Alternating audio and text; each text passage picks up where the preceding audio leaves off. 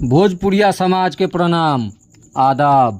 रउआ देख रहल बानी नारायणी न्यूज आ रउआ साथे हम बानी संदीप त्रिपाठी।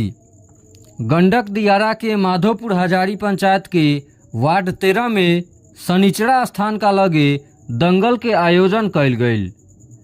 दंगल के देखेला लोग के भारी भीड़ उमड़ गइल। जदयू नेता राजकुमार सिंह आ मुखिया वैद्यनाथ राय मिल के दंगल के उद्घाटन कैलन।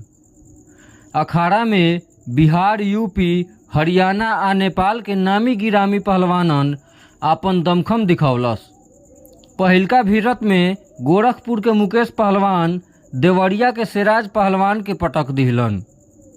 बनारस के मकसूदन पहलवान आ गोरखपुर के छोटू पहलवान के बीच बेजोर कुश्ती भइल, जेकरा में मकसूदन पहलवान छोटू पहलवान के चारों खाने चित कई दिहलन।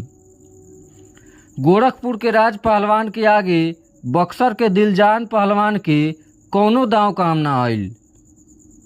कुश्ती देखे वालन के मजा तो तब आइल जब गोरखपुर के अलाउद्दीन पहलवान बनारस के मैनेजर पहलवान के अपना दांव पेच से पटक दिहलन। ताली के गड़गड़ाहट से पहलवानन में जोश भर गइल रहे। राजद नेता पृथ्वीनाथ राय विजेता पहलवान आ सुरेंद्र कुमार यादव उप विजेता पहलवान के इनाम दिहलन। एह मौका पर आयोजन कमेटी के शशि कुमार, बच्चा यादव, सुरेश यादव, नवल यादव, धीरज कुमार, रंजीत कुमार, राम भरोस यादव, प्रेमचंद्र यादव, गोलू यादव, उज्जवल यादव, प्रिंस यादव, कुणाल यादव मौजूद रहस। नहीं बदल गया, नहीं हुआ, बदल गया, नहीं हुआ कुश्ती।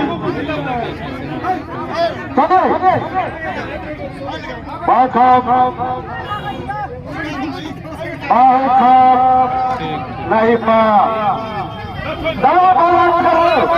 छोड़ करो,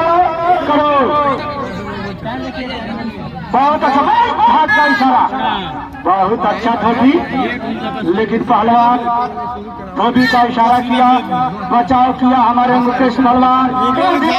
मछली गोता इसका नाम है, लेकिन बचाव किया हमारे अरबाज पहलवान। और बहुत अच्छा, ठीक है, बहुत अच्छा, 5 मिनट हो गया।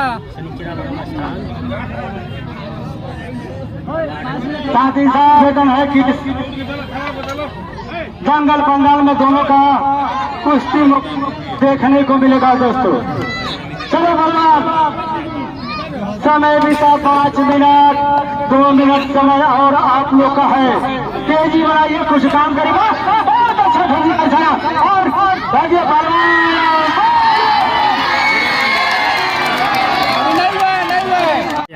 कहाँ से पहलवान बुलाया? पहलवान गोरखपुर, बलिया और नेपाल से चल के आए हैं लोग, और यहाँ के पूरे हमारे समाज के लोग इस आनंद को देख रहे हैं। और भीड़ है, भीड़ इन लोगों का यहाँ पर पूरा हमारे समाज के लोग तमाम आए हुए हैं। इस महावीरी झंडा का आयोजन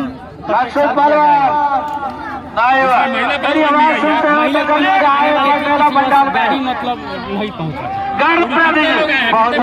14 जोड़ा है। कहाँ से है? बलिया और गोरखपुर और नेपाल से। रउआ सभे नारायणी न्यूज के लाइक करी, सब्सक्राइब करी।